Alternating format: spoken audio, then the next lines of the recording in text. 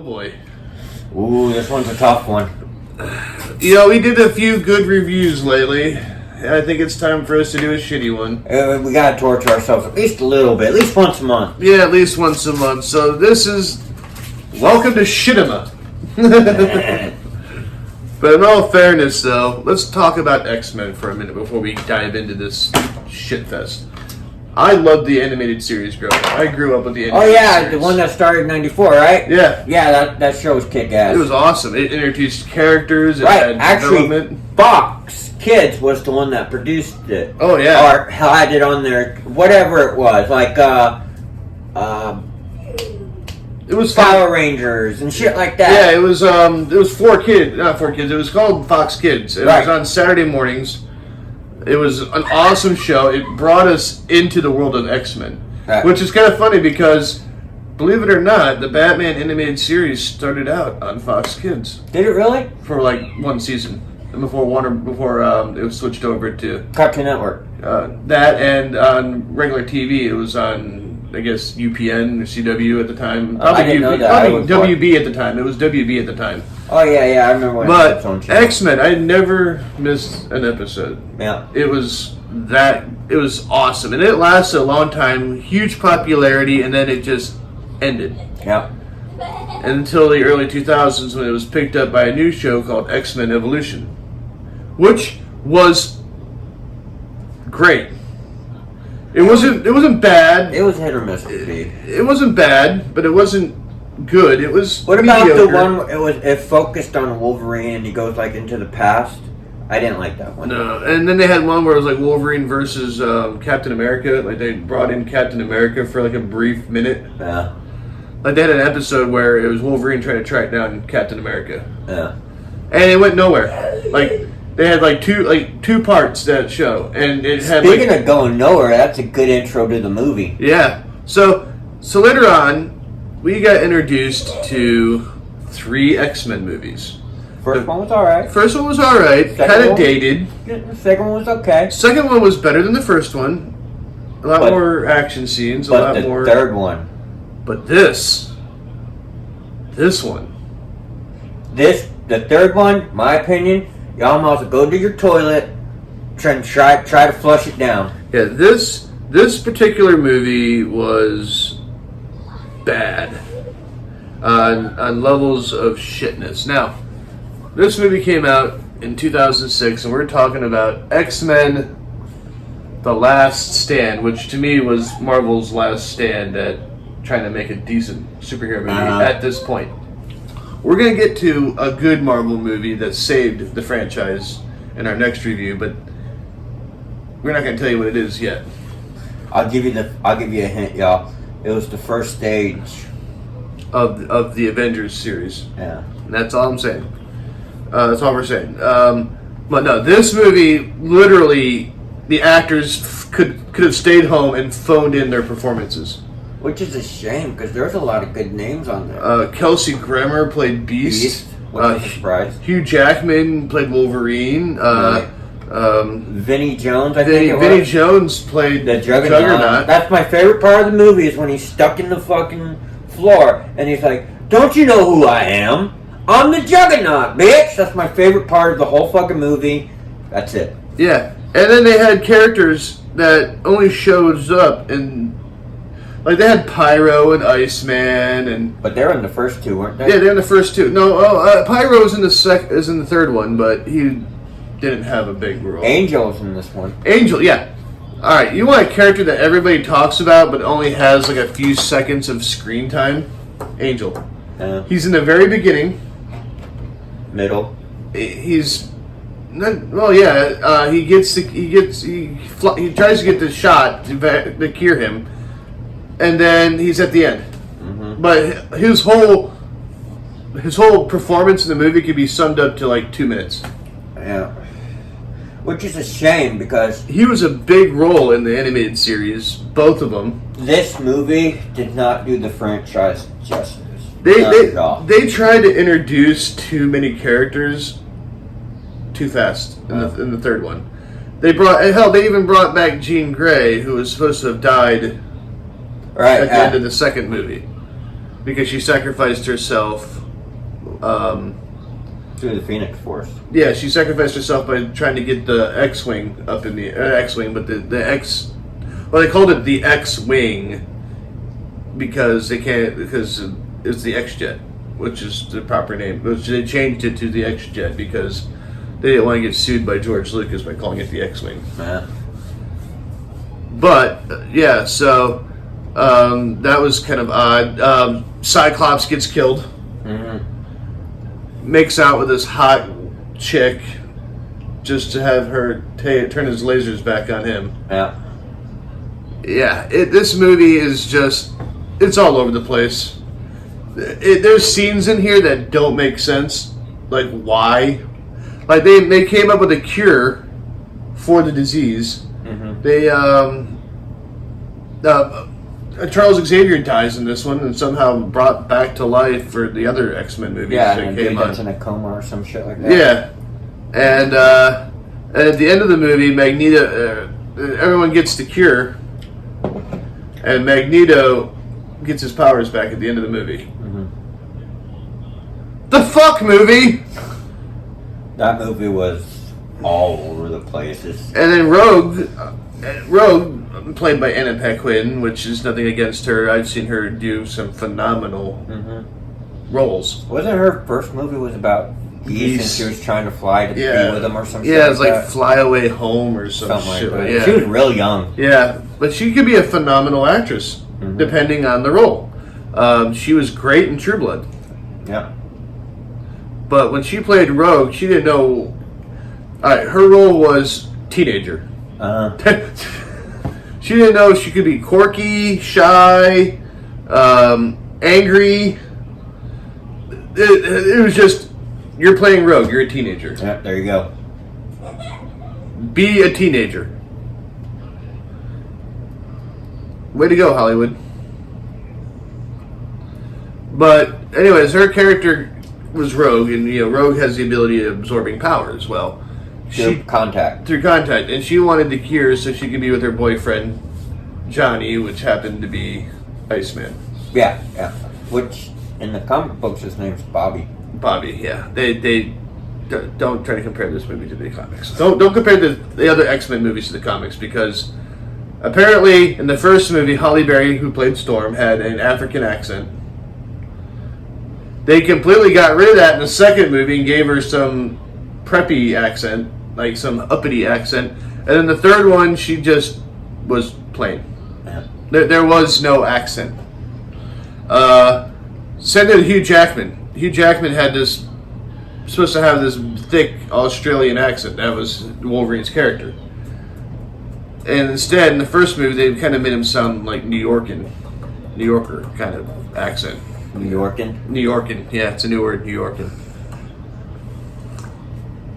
This movie was so overhyped and under-budgeted that the fact that it even got made was because the second one did so well, they had to have a third one in the series. And Big Dog, I got a question for you, man. Who's your favorite X-Men?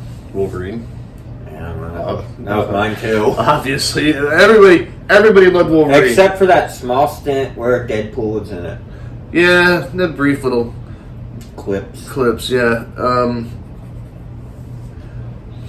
But this is a shitty movie. Mm-hmm. I mean, there is no redeeming... I mean, yeah, there's a few good scenes in it, like one where Wolverine goes to the Brotherhood compound, and he's running through the thing, and they had that guy that shoots the stakes out of his hands trying to... Yeah. And then they had one where Magneto takes the Golden Gate Bridge and lands it on... Yeah, I remember. On the island. Yeah, so they had a bridge. Which was awesome. Other than that, there is no redeeming qualities of the movie. I mean, they made Jean go from like 0 to 100. Like that. I mean, yeah, they find her in the lake. They wake her up out of a coma. Or she wakes up out of a coma. And then goes on, and all of a sudden, they had no chemistry between her and Magneto, but yet somehow she's drawn to Magneto to join him. Yeah. And then finally, Wolverine connects with her, snaps her out of it, just to kill her. Yeah, because he stabs her. Yeah. He was the only one that could do it too. Yep, because he has regeneration. Yeah, you see chunks of his skin just coming off. All in all, Last Stand truly was the last stand in the X-Men movie franchise.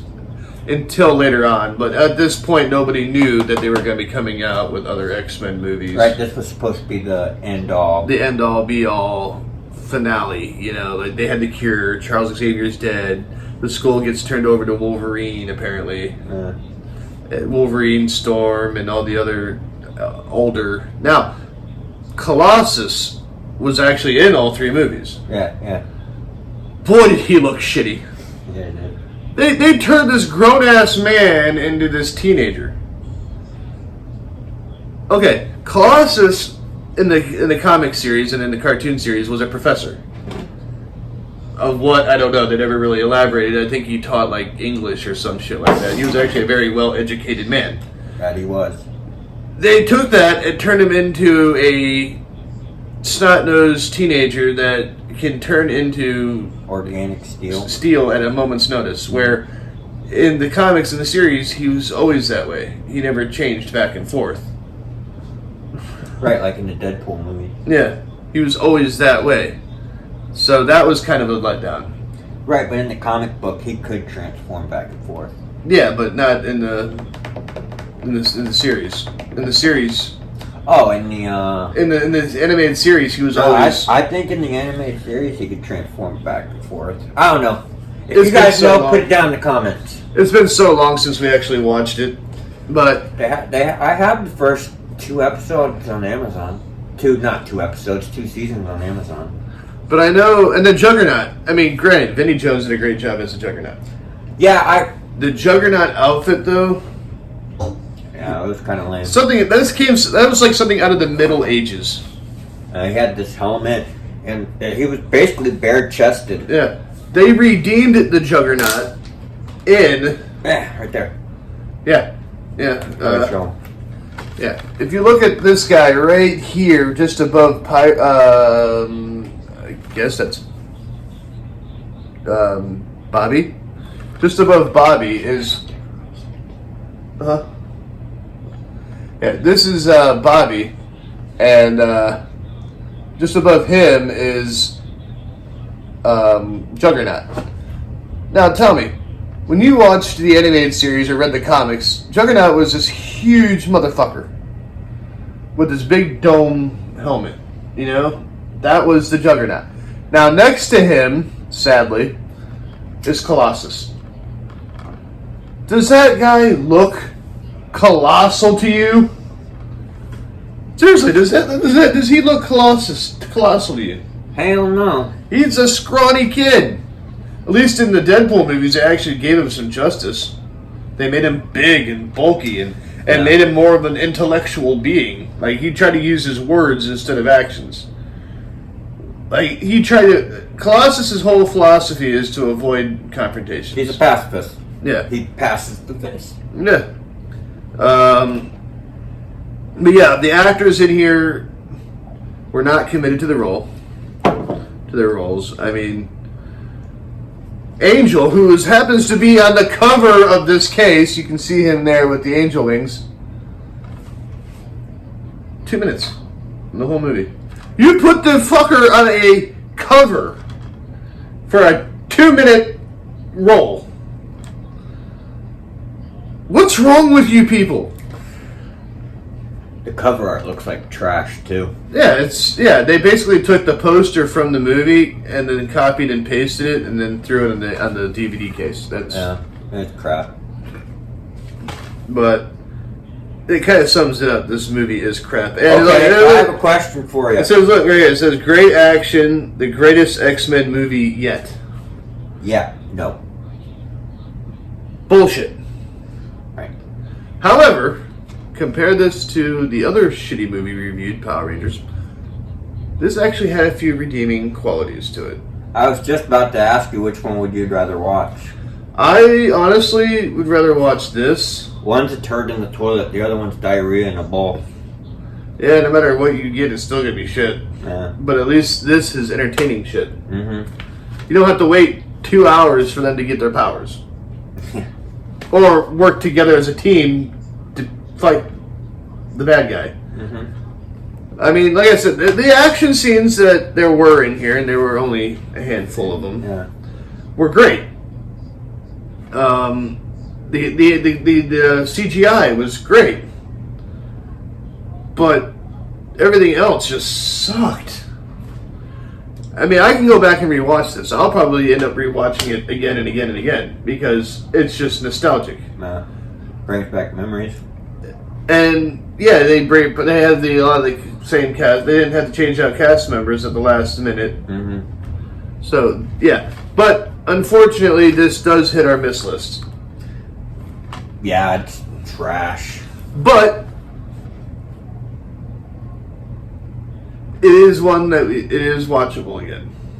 It does have some replay value. This is something that people would put on in the background while they're doing something, like when they're Background noise. Yeah. Like you could, like Nightcrawler, another big character in the X-Men franchise.